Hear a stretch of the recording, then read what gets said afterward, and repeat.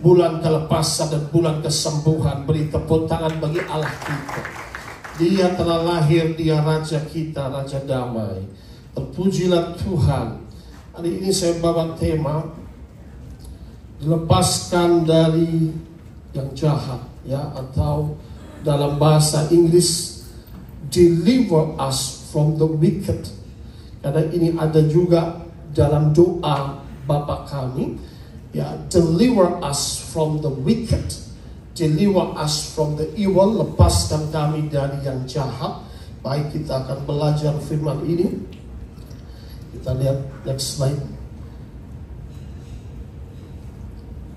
Alkitab mencatat bahwa di dunia ini ada dua tipe manusia dan juga dua tipe kuasa. Yang pertama adalah orang benar. Saya dan saudara, katakan amin. Karena kita percaya pada Yesus, kita sudah dibenarkan, katakan amin.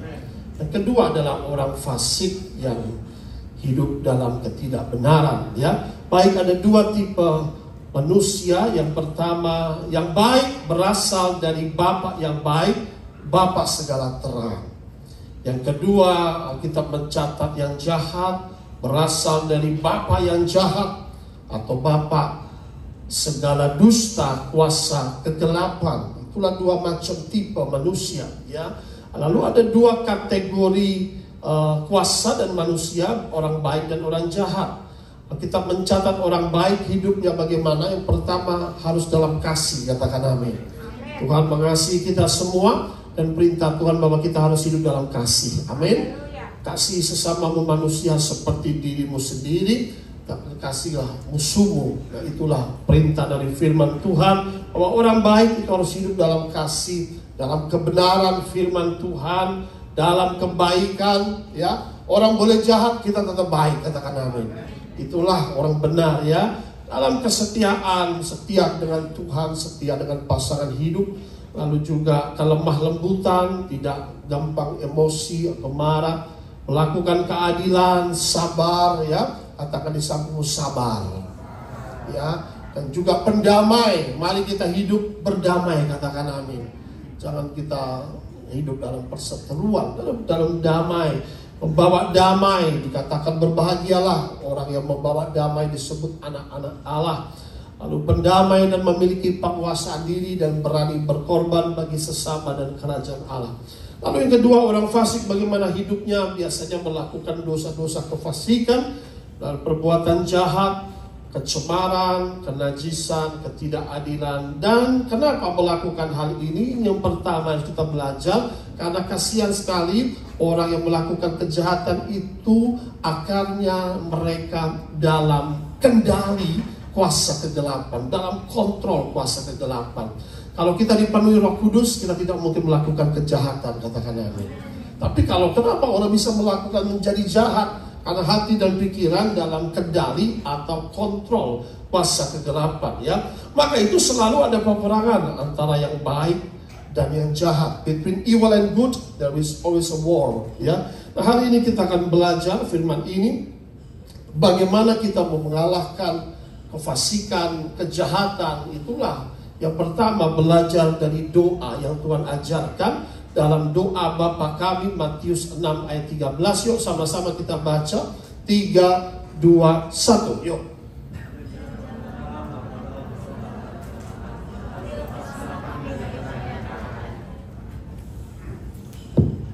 Inilah doa Bapa kami dalam ayat 13. Janganlah membawa kami dalam pencobaan. Yang mencobai manusia itu adalah iblis, yang diizinkan ketika Ayub dicobai oleh iblis. Tetapi lepaskan kami daripada yang jahat. Yang jahat itu berasal dari Bapa yang jahat, yaitu iblis, ya. Lepaskan kami dari yang jahat. Betapa pentingnya dalam doa Bapa kami ini diajarkan untuk dilepaskan dari yang jahat. Deliver us from the evil. Deliver us from the evil one. Deliver us from the wicked. The wicked is an entity. Ya, yang jahat itu adalah entitas. Entitas itu adalah suatu kelompok. Ya, kelompok baik bisa kelompok jahat, tapi ini kelompok jahat atau pribadi personifikasi dari jahat itu. Ya, a wicked entity, ya. Maka itu janganlah membawa kami dalam pencobaan, tapi lepaskan kami daripada yang jahat. Waktu kita berdoa itu, kita sedang melakukan deklarasi, katakan amin. Deklarasi, we declare, Lord, do not bring us into temptation. Jangan membiarkan kami dalam pencobaan. Jangan izinkan iblis mencobai kami. Lepaskan kami dari yang jahat, katakan amin. Makanya kita di sini buat doa-doa deklarasi supaya musuh-musuhmu dikalahkan, katakan amin. Betapa begitu banyak saudara kesaksian orang yang dengan doa deklarasi, yang tadinya mau cerai, dengan doa deklarasi perceraian dibatalkan dan dipulihkan. Itu lebih dari 3 orang saudara. Beri tepuk tangan bagi Tuhan kita. Kadang-kadang tidak kenal orangnya, istri saya main kasih doa deklarasi, ibu doa ini. Nah, orang yang terhilang bisa kembali, anak yang terhilang atau suami yang terhilang bisa akur kembali. Kita perlu kuasa doa, katakan amin. Doa deklarasi itu bukan dibuat biasa saudara, itu dengan renungan firman-firman ada ayatnya. Itu penting doa-doa deklarasi itu. Karena itu bahkan dibilang ini ampuh. Toko yang sepi dengan doa deklarasi, tokonya menjadi ramai saudara. Itulah harus dengan tindakan iman. Iya. Wih, katanya ampuh ini doanya. Wah, saya sampai ternyata tidak sia-sia ya. Doa deklarasi dia saudara. Tahun lalu bagaimana? Tahun ini tidak cukup, kursi saja sudah penuh saudara. Karena doa deklarasi ada kuasa dalam doa, katakan amin. Ya, maka itu sudah kita harus berdoa ya. Kenapa dikatakan doa ini lepaskan kami dari yang jahat? Tuhan sendiri mengajarkan untuk dilepaskan dari yang jahat. Kenapa? Karena yang pertama, doa dapat mematahkan kuasa kejahatan, katakan amin. Doa itu mematahkan. Ketika kita doa, Tuhan lepaskan kami dari yang jahat, itu dipatahkan melalui kuasa doa. Kita tidak bisa membalas kejahatan dengan kejahatan, karena tidak akan pernah selesai. Caci maki dengan caci maki, tapi kejahatan balaslah dengan kebaikan, katakan amin. Itu saudara. Maka itu bagaimana mengalahkannya? Bukan kita melawan, tapi kita bawa kepada Tuhan dalam doa. Doa dapat mematahkan kuasa kejahatan, itu pertama. Doa dapat melepaskan dari semua jerat-jerat iblis itu, katakan amin. Karena iblis menjerat melalui dikatakan apa? Jangan membawa kami dalam apa? Pencobaan. Pencobaan apa? Pencobaan dosa. Ketika jatuh dalam dosa, itulah jeratan dari si iblis ini saudara kepada manusia ya, dijerat. Maka itulah dia tangkap ya. Maka itu melalui doa itu bisa diblok. Katakanlah itu jerat-jerat iblis atau pencobaan yang diberikan kepada manusia.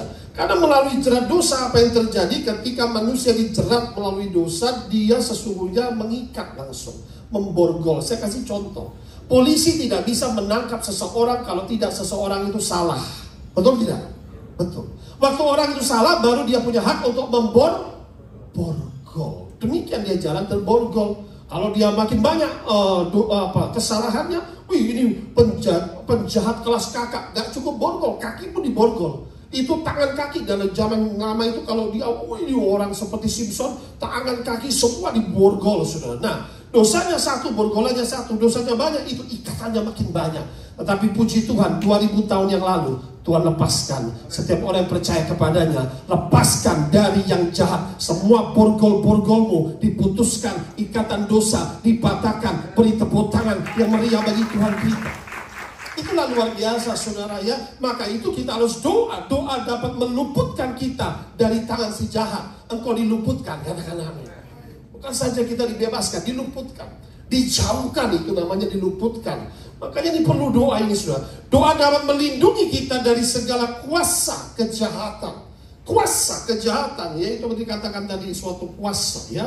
Kuasa dari kejahatan itu supaya kita boleh dibebaskan dari kuasa kejahatan yang mengikat manusia ya. Iblis menjerat, dan juga itulah ikatan-ikatan kuasa kejahatan disebut dengan pijakan. Ketika orang berdosa ada satu pijakan, dalam bahasa Inggris disebut dengan stronghold atau foothold. Maka dia ketika ada stronghold itu ada pegangan saudara. Nah ya, nah itu yang terjadi ya. Ya coba sini Kevin. Ya. Ini gini loh, kalau orang berbuat dosa ya, ini iblis itu punya hak begini, stronghold, dia pegang langsung. Nah, kena lu. Tapi waktu dia bilang teriak, Yesus tolong aku, Yesus tolong, terbakar setannya saudara. Amin. Orang berbuat dosa itu stronghold, ada foothold. Nah itu saudara yang terjadi. Maka itu saudara terkasih dalam Kristus, dosa itu yang mengikat. Makanya disebut dengan stronghold ya. Kalau ada terikatan, makanya kita tanya, do you have stronghold? Apa kau punya pijakan mengikat?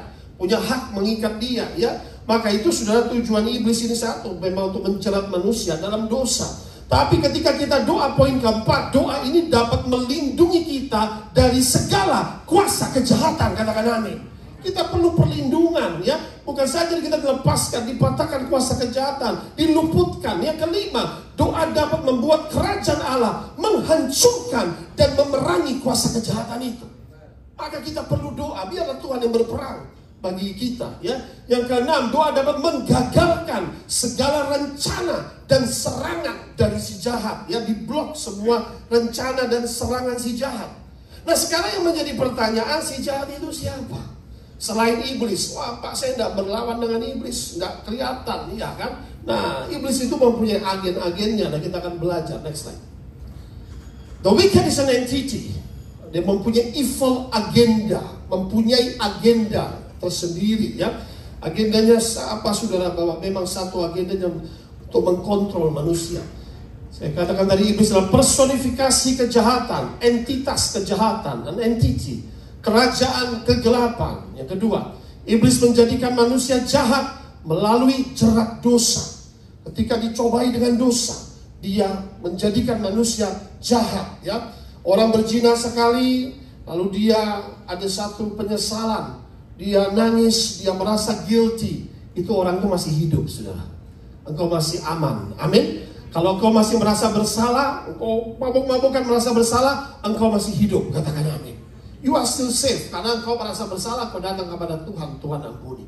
Tapi ada orang yang sudah berzina berulang kali setiap hari, sehingga dosa itu sudah menjadi mendaging. Bahkan melakukan dosa tanpa rasa salah, itu sudah mati rohani. Ada amin. That's different ya. Dia paling mabok, dia sudah tidak merasa bersalah. Ini memang aku loh, nah, ini repot. Nah ini berbahaya ya. Tapi kalau masih ada rasa guilty feeling, you are still alive. Amin. Tuhan itu baik. Dia masih ada rasa bersalah, ingin bertobat, ada perjuangan, ada pergumulan, tidak apa-apa ya. Nah saudara terkasih dalam Kristus, iblis menjadikan manusia jahat ya. Kalau sudah dia membunuh terus-terusan tanpa rasa bersalah, biasa memenggal. Nah ini ya, seperti apa halnya supaya kita belajar dari agen iblis itu. Tujuan iblis menjerat manusia adalah apa? Mengkontrol, mengendalikan. Ini saudara, mengkontrol, mengendalikan ya. Saudara lihat kalau anjing ada di dalam dimasuk dalam kerangkeng, itu dikontrol, lalu diikat dengan rantai, itu bisa dikendalikan. Nah itu iblis mau mengendalikan manusia seperti itu ya, mengkontrol, mengendalikan kehidupan manusia, jiwa, hati, tubuh menjadi seperti robot dan bonekanya. Nah ini yang terjadi, akhir zaman akan dikendalikan seperti itu ya. Maka itu saudara, tubuh kita adalah bait Allah, katakan amin. Jangan sampai kau dikendalikan, akhir zaman manusia akan tercampur saudara dengan besi itu, sehingga sudah ada dalam ayat Alkitab. Dikontrol, dikendalikan, tujuannya apa? Pasang chip itu dikendalikan nanti. Dikontrol, di shutdown manusia. Kemana saja dia akan dikontrol. Hidupmu jangan dikontrol oleh kerajaan kegelapan, tapi hidup kita milik Tuhan. Kita adalah orang merdeka dalam Kristus. Beri tepuk tangan yang meriah bagi Allah kita. Perhatikan, khotbah ini ada urusannya dengan akhir zaman. Nanti iblis akan mengkontrol melalui antikristus. Jadi hati-hati saudara. Iblis menciptakan kerajaan di bumi melalui agen-agennya, disebut dengan pemerintahan dunia. Nah, makanya dalam Efesus pasal 6 ayat 13, ya perjuangan kita bukan melawan darah dan daging, tetapi melawan pemerintah, penguasa seperti apa? Open today. Baik. Yaitu kalau kita lihat dalam zaman sekarang adalah secret society. Nah ini tidak semua orang tahu sudah. They have an organization, tersembunyi, agen rahasia, organisasi rahasia. Saya nggak akan bicara tentang itu secara lengkap ya. Nah, tapi kurang lebih lah seperti itu. Inilah agen-agen iblis, Freemasonry, Illuminati, Evil Organization, atau akan disebut dengan New World Order. Memang mempunyai dunia tatanan baru ya. Nah siapa agen-agen iblis? Penyihir, dukun, petenung, pemantra, satanis, nabi-nabi palsu, guru-guru palsu. Itu adalah agen iblis. Amin. satanis, petenung, pemantra, sorcerer, vicious, wizard. Dia santet, dia teluh, dia guna-guna, dia matikan tanpa rasa bersalah. Karena itu tugas dia, itu kerjaan dia. Itulah agen iblis. Karena hatinya sudah jahat, pikirannya sudah jahat. Oh, dia memang pekerjaannya menyantet, lalu mengendalikan, mengkontrol. Ketika orang diguna-guna itu under control of the devil, spell, kasih mantra, lalu dia ikut, terhipnotis, ya. Tapi ada kabar baik, anak Tuhan tidak bisa dihipnotis, tidak bisa disantet, tidak bisa diteluh, tidak bisa diguna-guna, tidak bisa di black magic. Beri tepuk tangan yang meriah bagi Allah kita. Hati-hati jangan sampai dikontrol akhir zaman, karena mereka punya agenda ini, saudara. Kita akan menuju seperti itu, ya. Baik, sudah. Agenda dan tujuan iblis adalah penyesatan melalui doktrin palsu. Kenapa, sudah? Melalui Freemasonry, Secret Society ini mereka sangat kuat. Mereka menguasai perbankan, mereka menguasai ekonomi secara dunia. Itulah yang disebut lepaskan kami dari si jahat. Apa itu lepaskan? Ya, akhirnya doktrinnya LGBT, amoral, kejahatan, kecemaran, kenajisan, platform yang dipakai perfilman, musik industri, digital world, media sosial. Next, saya hanya kasih sedikit, ya. Inilah man becomes slave of the worldly kingdom, ya. Sehingga terikat, ya, birth control dikendalikan, school dikendalikan. Ini akan terjadi akhir zaman, saudara, ya. Semua korporasi ini di bawah naungan mereka, world population, ya. Semua mereka lakukan. Maka itu, saudara, inilah firman juga 1 Yohanes pasal 5 ayat 19. Cari Pak Jimmy. 1 Yohanes pasal 5 ayat 19. Satu ayat ini akan mengerti sesuatu, sudah. 1 Yohanes pasal 5 ayat 19.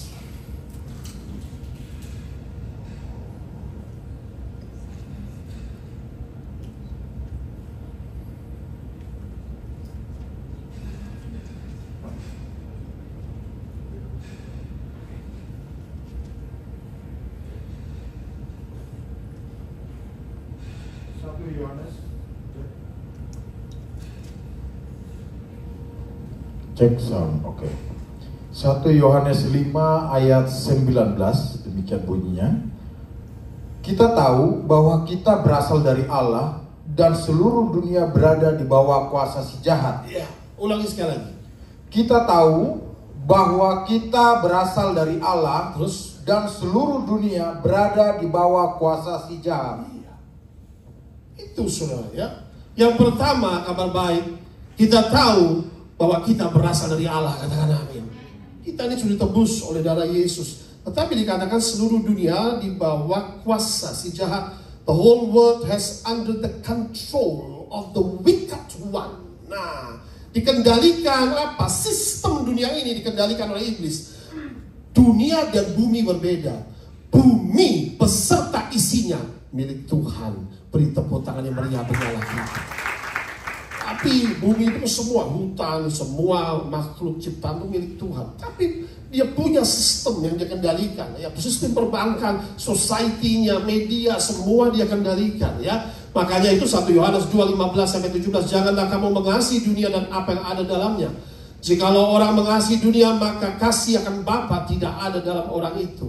Sebab semua yang ada dalam dunia, keinginan daging, keinginan mata, keangkuhan hidup, bukan berasal dari Bapa, melainkan dari dunia. Amin, saudara. Maka itulah firman ini hari ini kita akan belajar bahwa segala sesuatu yang duniawi ini, ya, akhirnya perfilman, ya, begitu banyak musik industri yang akhirnya seperti begini tuh. Nah, apa tuh? Sering simbolnya begini, ya. Begini itu apa? 666, saudara. Simbol begini, lalu seperti begini. Nah, itu kan simbol Baphomet yang dilakukan oleh apa? Didi sebenarnya, ya, macam-macam lah. Itu semuanya itu kuasa-kuasa setan semua. Maka itu sudah terkasih dalam Kristus. Ada kabar baik, janji kelepasan dari orang jahat, ya. Dalam Yeremia pasal 15 ayat 21, sama-sama kita baca janji firman Tuhan 3, 2, 1. Aku akan melepaskan engkau dari apa? Tangan orang-orang jahat. Membebaskan engkau dari apa? Genggaman orang-orang lalim. Nah, ini terjemahan yang lain. Aku akan membebaskanmu dari tangan orang-orang jahat. Aku akan menebusmu dari cengkraman orang-orang kejam. Nah, itu terjemahan, maka dalam bahasa Inggris saya pasti poin kedua sama ya. I will deliver thee out of the hand of the wicked and will redeem thee out of the hand of the terrible. Jadi ketika orang berbuat dosa, itu dikatakan tadi stronghold, dipegang oleh tangan iblis itu ya. Lalu bukan cuma itu, lalu dipenjara ya. Ketika orang bersalah itu ditangkap, diborgol, dipenjara. Itu saudara Tuhan berkata, aku akan melepaskanmu dari segala tangan orang jahat itu. Katakan amin.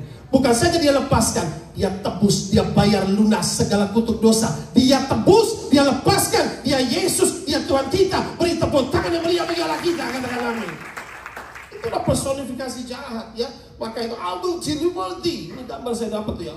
Tangan-tangan jahat, Yesus di atas, bebas. Siapa yang selalu digandeng oleh Tuhan Yesus akan diselamatkan. Katakan amin. Tapi tangan jahat ini ada. Orang-orang kejam, atau orang-orang jahat, atau orang-orang fasik, memang dia punya agenda ya yang dikendalikan. Maka saudara, orang jahat ini dipakai iblis untuk membunuh orang benar.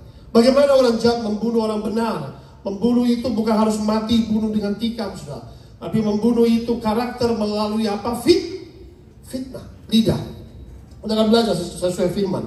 Membunuh melalui sihir atau witchcraft, santet, teluh, guna-guna dimatikan, ya kan? Sehingga rumah tangganya berantakan, usahanya hancur. Itulah kalau dia pakai mantra, tenungan, guna-guna.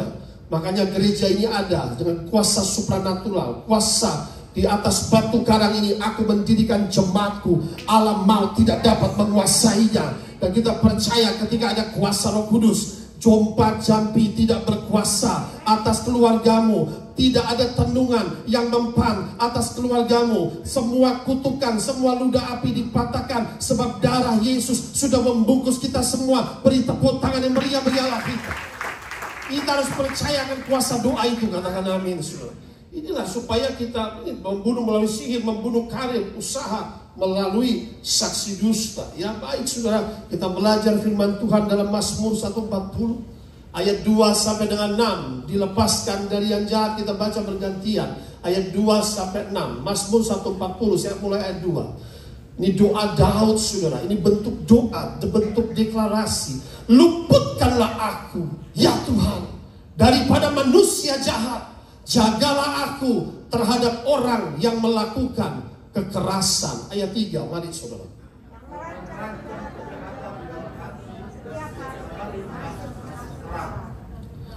Ayat 4, mereka menajamkan lidahnya seperti ular, bisa ular senduk ada di bawah bibirnya. Ayat 5.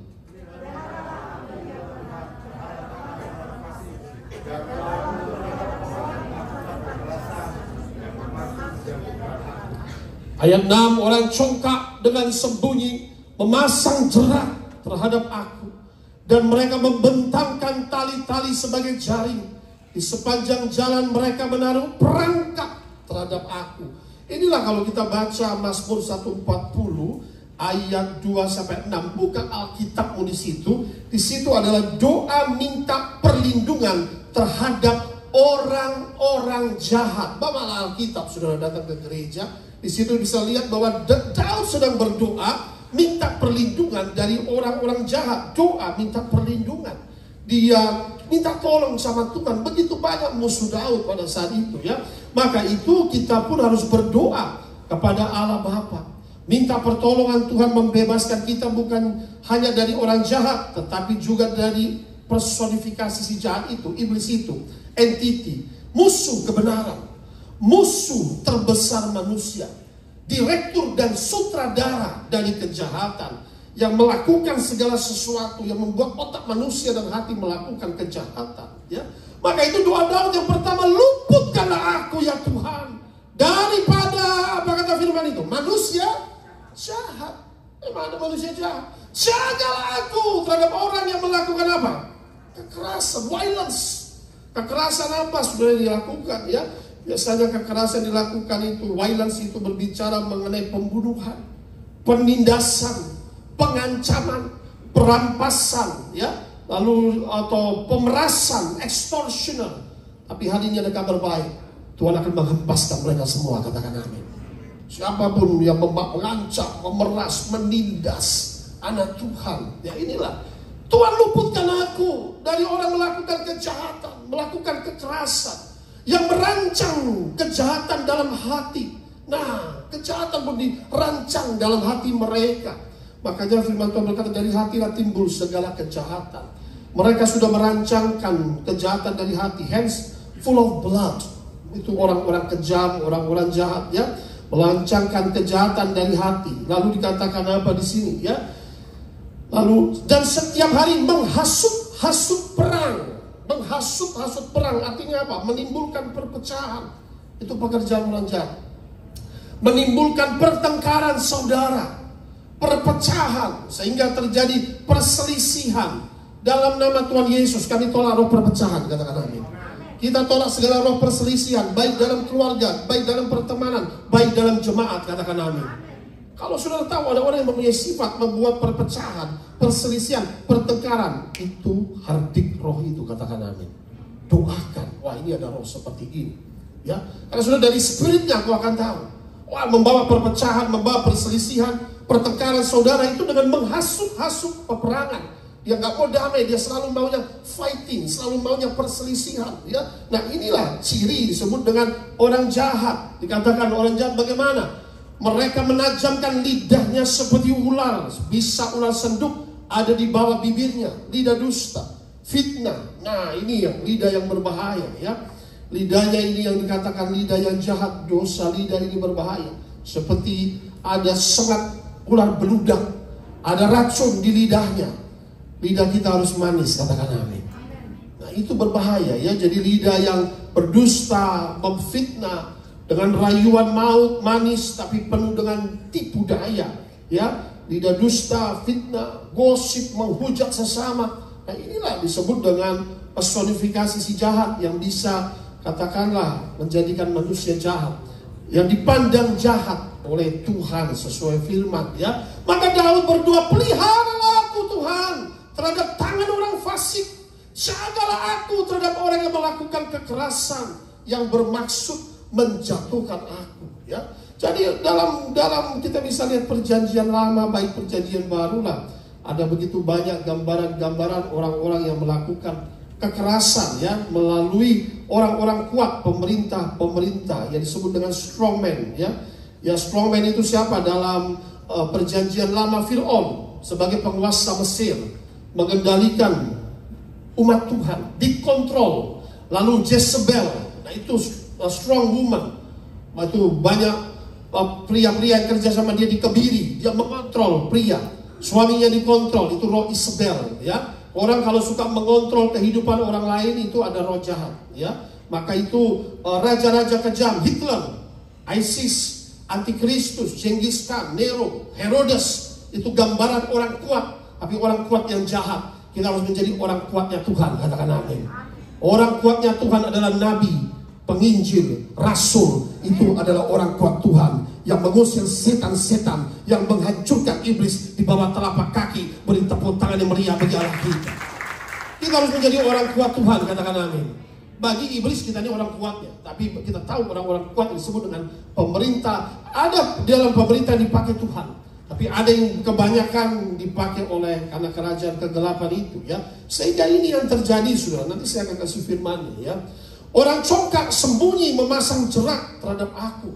Mereka membentangkan tali sebagai jaring di sepanjang jalan. Mereka menaruh perangkap terhadap aku, kata Daud. Lalu Daud gak mau membalas, tapi dia berdoa kepada Tuhan, meluputkan, supaya dia diluputkan, ya. Demikian banyak, 3 kali, saudara, Saul mau membunuh Daud 3 kali. Itu pedangnya sudah ada sudah merobek Daud punya ini, hampir kena, tapi saudara, Daud tetap selamat, katakan amin. Berusaha berkali-kali, ya, berusaha mau membunuh, tapi gagal terus, ya. Maka itulah kita harus berdoa supaya Tuhan luputkan dari semua serangan-serangan orang fasik, ya. Daud berdoa minta pemeliharaan Tuhan, perlindungan Tuhan, karena tujuannya apa, saudara? Mereka bermaksud apa? Jagalah aku, yang 5, terhadap orang yang melakukan kekerasan, violence, yang bermaksud menjatuhkan orang benar, menjatuhkan dalam dosa, menjatuhkan dalam perangkap. Itu saja tujuannya. Memang di tengah-tengah gandum selalu ada ilalang, katakan amin. Ada gandum dan ada ilalang. Jadi disinilah orang benar bahwa harus berbuat kebaikan, kasih, dan keadilan. Tapi orang fasik melakukan kejahatan. Baik, next kita melihat waktu Yesus lahir, apa yang terjadi. Tangan Herodes, perhatikan kata Alkitab. Matius 2, 16-17. Ketika Herodes tahu bahwa ia telah diperdayakan oleh orang-orang Majus, ia sangat marah. Dia gak bisa ketemu Yesus, ya. Ada dia punya niat jahat sama bayi Yesus. Lalu ia menyuruh membunuh semua anak di Bethlehem dan sekitarnya. Terjemahan bahasa Inggris male child, semua bayi laki-laki disuruh bunuh. Yaitu anak-anak yang berumur 2 tahun ke bawah sesuai dengan waktu yang dapat diketahui dari orang Majus itu. Dengan demikian genaplah firman yang disampaikan oleh Nabi Yeremia. Terdengarlah suara di Rama, tangis dan ratap yang amat sedih. Rahel menangisi anak-anaknya dan ia tidak mau dihibur sebab mereka tidak ada lagi. Saudara bisa melihat terjadi pembunuhan bayi-bayi waktu Yesus lahir oleh orang tua namanya Herodes. Herodes dengar bahwa lahir raja, segala raja orang Yahudi, dia takut kehilangan tahtanya. Maka sampai bayi-bayi saja dikorbankan. Ini saudara, kok bisa sejahat itu seorang raja? Seorang raja yang harusnya melindungi rakyatnya, mengayomi, malah membunuh bayi-bayi. Apa yang merasuk pikiran dan hati? Tentu adalah iblis, katakan amin. Iya, ini nyata. Sudah Alkitab mencatat Raja Herodes tadi begitu kejam, spirit of murder, violent. Itulah iblis minta bayi-bayi, eaters of flesh and drinkers of blood, untuk menggagalkan pekerjaan Allah.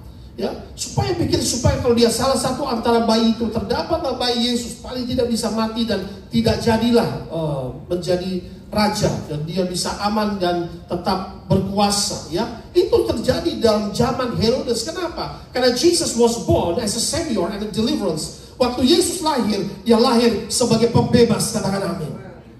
Bukan cuma waktu zaman Yesus, Musa pun sama, bayi-bayi mati, saudara. Karena waktu Musa lahir, Musa itu sudah ditentukan destininya sebagai pembebas umatnya, katakan amin. Iya, umur 80 tahun dia disuruh balik, bebaskan umatnya dari cengkraman, dari perbudakan Mesir itu, supaya bisa menyembah Tuhan. Nah, luar biasa. Dapat janji tanah yang berlimpah, susu dan madu, itu janji Tuhan. Termasuk Yesus lahir apa? Supaya membebaskan kita dari perbudakan dosa. Supaya kita kedua menerima hidup yang kekal, dibebaskan dari api neraka. Beri tepuk tangan bagi Tuhan Yesus. Tapi iblis berusaha menggagalkan serangan rencana Allah yang begitu indah, karya Allah yang begitu luar biasa. Itu disebut dengan tangan-tangan si jahat, saudara. Ya, next slide kita lihat dalam Keluaran. Allah menggagalkan rencana jahat orang kuat agen iblis itu. Baik perjanjian baru, perjanjian lama, kejadiannya sama. Waktu Yesus lahir, bayi-bayi dimatikan oleh Herodes, penguasa pada saat itu di Israel. Yang kedua, di Mesir, penguasanya siapa? Fir'aun. Kita lihat, ya, Keluaran 1:15-17. Raja Mesir juga memerintahkan kepada bidan-bidan yang menolong perempuan Ibrani, seorang bernama Sifra dan yang lain bernama Puah, katanya. Apabila ayat 16, kamu menolong perempuan Ibrani waktu bersalin, kamu harus memperhatikan waktu anak itu lahir. Jika anak laki-laki, kamu harus apa? Membunuhnya. Tapi jika anak perempuan, bolehlah ia hidup. Nah, kenapa bisa seperti ini? Ayat 17, sama-sama kita baca. 3, 2, 1. Tetapi bidan-bidan itu apa? Takut akan Allah dan tidak melakukan seperti yang dikatakan Raja Mesir itu, penguasa dunia, dan membiarkan bayi-bayi itu hidup. Musuh boleh merencanakan yang jahat, tapi Tuhan mendatangkan kebaikan. Beri tepuk tangan yang meriah menyala kita. Itu kan luar biasa, saudara, katakan amin. Bidan-bidan itu yang harusnya seperti dokter lah, membuat anak supaya bisa bersalin, ya. Dikasih pesan kalau anaknya laki-laki, matiin saja, bunuh saja. Itu perintah langsung dari penguasa Mesir. Tapi bidan ini, saudara, ya, kenapa kok bisa bayi-bayi ini mau dibunuh? Betapa kejamnya, ya. Perhatilah, ada namanya tangan-tangan si jahat. Maka kita perlu kuasa doa, saudara. Betapa Tuhan ini, saudara, segala sesuatu terjadi bukan suatu kebetulan, tapi sesuai rencana Tuhan. Maka itu kita harus percaya bahwa kuasa Tuhan itu sangat luar biasa. Ini direncanakan, sudah bunuh bayi-bayi, dan itu harus male child, sama seperti zaman Yesus lahir, ya. Tapi jika anak perempuan bolehlah ia hidup, bidan-bidan takut akan Allah dan tidak melakukan seperti yang dikatakan Raja Mesir kepada mereka dan membiarkan bayi-bayi itu hidup. Nah, saya mau jadi pertanyaan bahwa tadinya Raja Mesir ini penguasa, Firaun ini penguasa Mesir. Perhatikan pemerintahan dunia. Kalau ada ayat tunduk kepada pemerintahan dunia, tunggu dulu. Kalau salah, jangan kita tunduk, katakan amin. Sadrak, Mesak, Abednego tidak tunduk, dia tetap menyembah Tuhan. Maupun mau dilempar ke api, dia tetap menyembah Tuhan. Dan akhirnya dimuliakan oleh Tuhan. Beri tepuk tangan yang meriah-meriah kita. Tunduk kepada pemerintah kalau pemerintah itu sesuai firman. Jangan comot ayat kalau mau membenarkan diri. Maka itu sudah perhatikan, disuruh apa? Bunuh. Bidan itu tunduk gak sama tanya? Tidak. Dia melihat ini gak benar. Masa bayi tidak salah disuruh bunuh? Karena dia memiliki takut akan Tuhan. Itulah saudara paling utama, miliki takut akan Tuhan. Takut akan Tuhan, menjauhi dosa. Itu dia tidak mungkin. Wah, ini salah, tidak benar ini.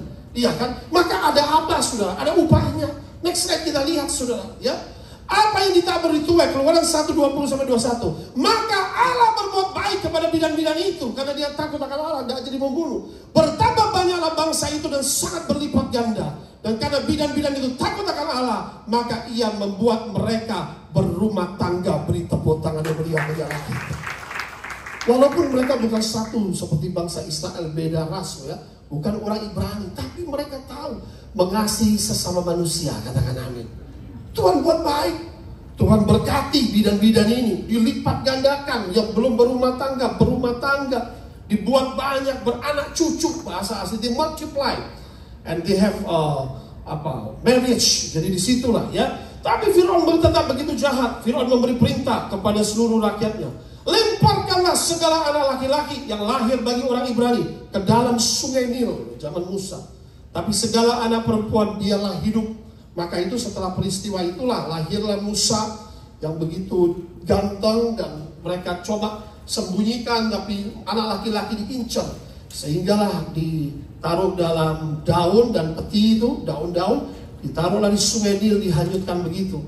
Ya, makanya akhirnya ada permaisuri, putri dari Firaun, yang melihat anak nangis, saudara. Laki-laki, aduh tampan sekali, dia ambil, dia suruh cari anak orang Ibrani, bahkan diangkatlah menjadi anak dari Mesir, dari Raja Mesir itu. Saudara, ketika iblis boleh merancangkan yang jahat untuk menjatuhkan, untuk mematikan, justru waktu Musa lahir dipromosikan menjadi anak di Mesir itu, menjadi anak raja, saudara. Oh, musuhmu boleh merancangkan yang jahat, tapi Tuhan dapat mempromosikan hidupmu. Katakan amin. Itu luar biasa. Tangan Tuhan yang menolong dan sangat luar biasa. Jangan jemu-jemu berbuat baik. Ada upah orang yang menabur kebaikan, berbuat kebaikan. Alkitab menyatakan orang fasik akan binasa. Nah, tangan yang jahat yang Herodes, ayat terakhir saya akan berikan. Tuhan menggagalkan rancangan jahat. Matius 2:13-15. Setelah orang Majus itu berangkat, nampaklah malaikat Tuhan kepada Yusuf dalam mimpi dan berkata, bangunlah, ambillah anak itu serta ibunya, larilah ke Mesir, tinggallah ke sana sampai aku berfirman kepadamu, karena Herodes akan mencari anak itu untuk membunuh dia. Dikasih tahu rancangan jahatnya oleh malaikat.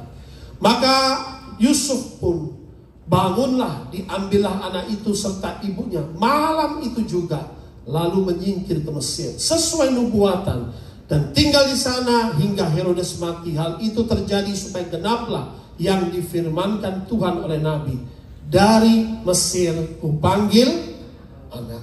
Ya, saudara, ini yang sangat luar biasa. Menjadi pertanyaan, kenapa Tuhan tidak matikan Herodes? Ya, itu urusan Tuhan. Ya, karena pada saat itu Yesus masih bayi, jadi kadang-kala disuruh menyingkir dulu, ya, disuruh menyingkir sesuai ada firman nubuatan, dari Mesir kupanggil anakku, nanti dia kembali lagi. Jadi dia balik, dia pergi ke Mesir dulu, ya.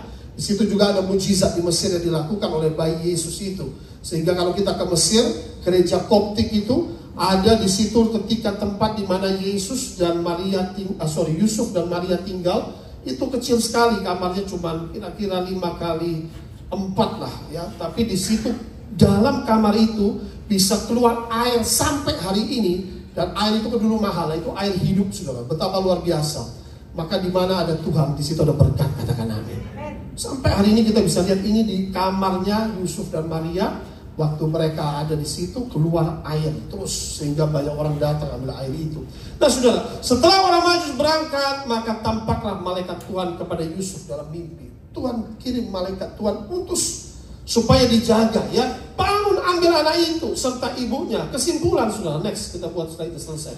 Tuhan menggagalkan rancangan jahat musuh dan orang kuat, katakan amin. Herodes mau membunuh, Tuhan gagalkan. Ada orang yang mau mencelakakanmu, ada orang yang mengancammu, ada orang memerasmu, ada orang menindasmu. Hari ini ada kabar baik. Semua tangan-tangan orang jahat Tuhan akan lepaskan. Beri tepuk tangan yang meriah bagi Allah kita. Kau terima penindasan, aku ditindas Pak, aku diancam. Tenang, lapor kepada Tuhan, katakan amin. Jangan sama manusia, manusia tidak dapat tolong kau, tapi Tuhan dapat tolong, katakan amin. Tuhan itu luar biasa. Mungkin kau ditindas, mungkin kau dianiaya, mungkin kau di mana, ya, kan bisa mengalami hal seperti itu. Yang kedua, Tuhan meluputkan orang benar dari serangan orang kejam. Seperti tadi Yesus dipanggil keluar dari Bethlehem, ya. Bahkan dipanggil keluar dengan kaya loh saudara, emas, kemenyan dan mur, bukan tangan kosong. Anak Tuhan pasti diberkati, katakan amin. Oh, Tuhan tahu ini mau pergi ke Mesir, perlu uang, ya kan? Buat sewa, buat makan, buat apa. Nah, Tuhan kasih sudah. Yang ketiga, Tuhan membawa orang benar ke tempat yang aman. Dibawa tempat yang aman.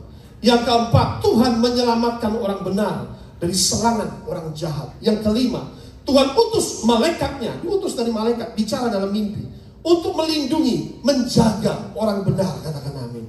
Maka ada malaikat Tuhan diutus menjaga engkau di setiap jalanmu, katakan amin. Di mana engkau melangkah, engkau naik kereta, engkau naik pesawat, engkau naik mobil, Tuhan luputkan dari celaka, dari maut, dari bahaya, dari bencana. Dan itulah malaikat Tuhan diutus menjauhkan kita dari segala, termasuk serangan orang-orang jahat, ya. Yang keenam, Tuhan memperingati orang benar dari ancaman bahaya. Diperingati Yusuf, pergi bawa anak ini keluar, karena Herodes mau bunuh, dia tidak tahu. Ternyata dikasih tahu sama malaikat, pergi. Dan saudara, upah dari berkat keselamatan yang didapat oleh Yusuf itu apa? Karena dia taat, mau dengar firman, dia mau pergi, mau taat kepada suara Tuhan. Maka itu kita harus peka kepada suara Tuhan, katakan amin. Selama kita taat kepada Tuhan, berkat itu pasti turun atas kita. Perlindungan itu pasti turun atas kita, katakan amin. Kalau Tuhan berfirman, hendaklah kita taat, katakan amin. Kalau kita tidak taat, ya akhirnya bagaimana? Kalau coba Yusuf nggak pergi, nah celakalah saudara. Tapi Yusuf taat, ya. Yang terakhir, orang yang taat kepada suara Tuhan pasti diselamatkan. Beri tepuk tangan yang meriah kepada Allah kita. Haleluya. Terima kasih Tuhan.